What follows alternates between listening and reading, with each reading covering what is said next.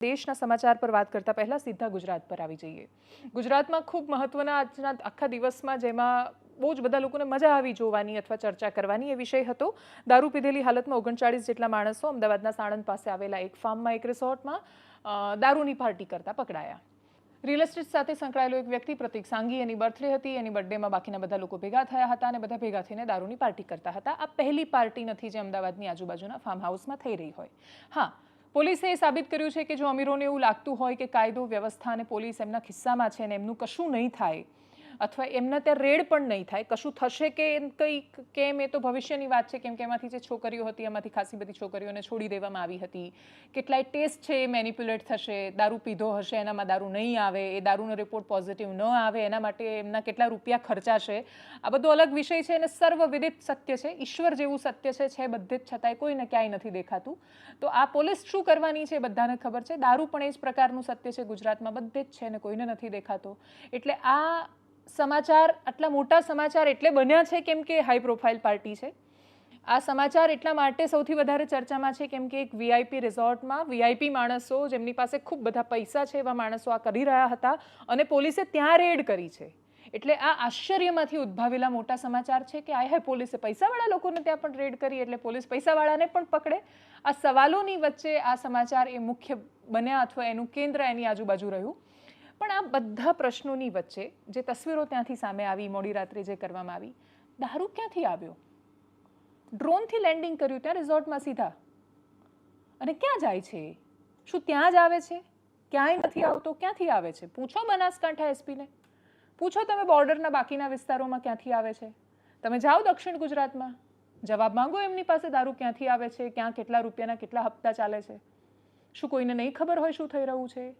બધું ખબર હોવા છતાં આંખ બંધ કરીને બિલાડી જ્યારે દૂધના રખોપા કરતી હોય એવો ખેલ સર્જાય ત્યારે આવા સમાચારો માત્ર એટલા માટે મુખ્ય સમાચાર બને કેમ કે પૈસાવાળા લોકો એમાં સંડોવાયેલા છે, ખૂબ યંગ છોકરીઓ છે, એમના વિઝ્યુઅલ આવશે ત્યારે લોકોને જોવા માટે એમ એક સનસનાટી જેવું થશે કે અમને પણ પોલીસે પકડ્યા। એના સિવાય કોઈ વિશેષ કારણ એમાં નથી કેમ કે દારૂ એ ગુજરાતમાં સમાચાર કેવી રીતે બની રહ્યો છે, ચારેય બાજુ આ સ્થિતિ છે, લઠ્ઠાકાંડો થાય છે અને માણસો મરી જાય છે। આપણે દારૂબંધીની જેટલી મજાક કરી છે એટલી મજાક કદાચ કોઈની કરી જ ન શકે। ત્યાંથી આવેલા દ્રશ્યો છે એના પર કરીએ નજર।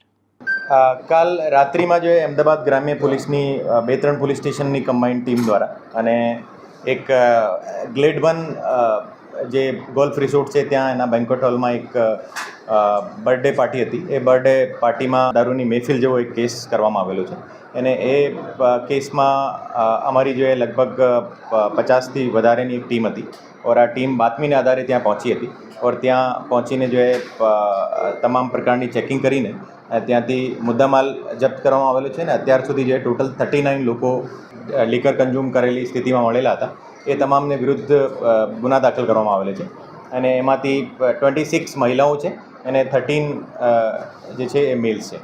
એ મેલ્સ અત્યારે જે છે અમારા લોકઅપમાં છે અને જે મહિલાઓ છે એને નોટિસને આધારે જો છૂટા કરવામાં આવેલા છે અને જે મુદ્દામાલ છે એ ક્યાંથી આવેલો છે અને કોણ મોકલેલો છે એની ડિટેલમાં અત્યારે અમે જઈએ અને ટોટલ અત્યાર સુધી જે ભરેલી બોટલો જે 5 મળેલી છે અને એમાંથી એને જે ખાલી બોટલો છે એની પણ અત્યારે ટોટલ કેટલી છે એની શોધખોળ અત્યારે ચાલુ છે।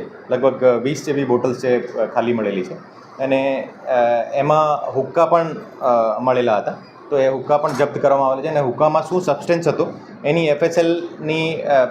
એફએસએલથી પરીક્ષણ કરાયા પછી અમે નક્કી કરીએ કે એમાં ટોબાકો એક્ટમાં ગુનો દાખલ કરીએ, એનડીપીએસમાં એક ગુનો દાખલ કરીએ।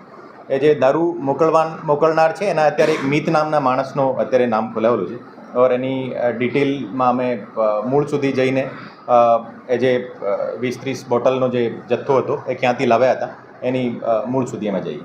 એના પહેલી એક દિવસ પહેલાં પણ અમે કલાર બ્લુ એન્ડ ગ્રીનમાં એક બંગલોમાં એક એવી પ્રકારની મહેફિલ ચાલતી હતી, એમાં પણ એક કેસ કરવામાં આવેલો છે। એમાં 12 આરોપી હતા, એ 12 આરોપીની કાલ અટક કરવામાં આવી હતી ઓર આ પ્રકારની કોઈ પણ જે પ્રવૃત્તિઓ છે એને માટે અમદાવાદ ગ્રામ્ય પોલીસ અને આખી ગુજરાત પોલીસ જે છે કટિબદ્ધ છે કે કોઈ પણ સંજોગોમાં એવી તમામ પ્રકારની પ્રવૃત્તિઓ રોકવા માટે અમે અમારી તરફથી જો પૂરતા પ્રયત્ન કરી અને 100% અમારે જે એફર્ટ છે જેટલું તમામ જગ્યા અમે રેડ કરવાની, ચેક કરવાની આ કામગીરી અમારી ચાલુ રહેશે અને પહેલાં પણ ચાલુ હતું. સાહેબ, આ આયોજક કોણ હતું, આયોજન કોણે કર્યું હતું, કયા આશયથી કરવામાં આવેલું હતું, જગ્યા ભાડે હતી, પોતાની હતી, શું એમાં તપાસમાં સામે આવ્યું? આ જે જગ્યા હતી આ જગ્યા આ જે બેન્કેટ હોલ છે તો અહીંયા એક બર્થડે પાર્ટી હતી ને બર્થડે જેનું હતું એનું નામ પ્રતીક સાંગી છે અને પ્રતીક સાંગી જો હે મિત નામના માણસથી જે